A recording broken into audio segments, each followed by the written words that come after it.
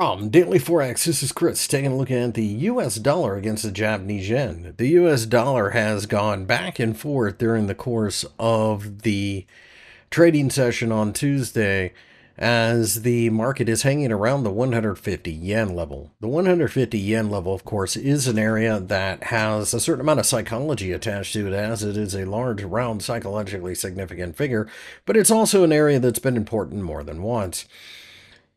At this point, it certainly looks as if we are asking questions of the downside, but keep in mind that the interest rate differential continues to favor the US dollar, so it'll be interesting to see how this plays out.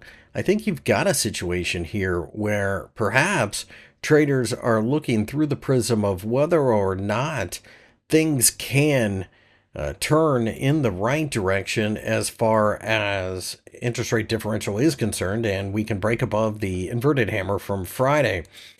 I don't know yet. This is a market that certainly looks like it is trying to find its bottom, but right now we're just bumping along, and I think the interest rate differential itself isn't enough to get the market moving because everybody is freaking out about the idea of the carry trade unwinding.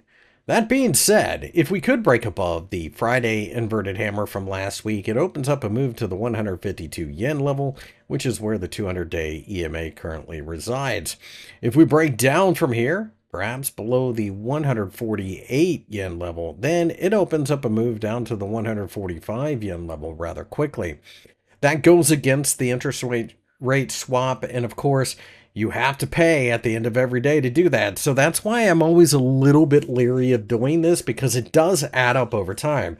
A short-term trade works out quite nicely, but if you end up in a trend trade, it gets expensive over the longer term.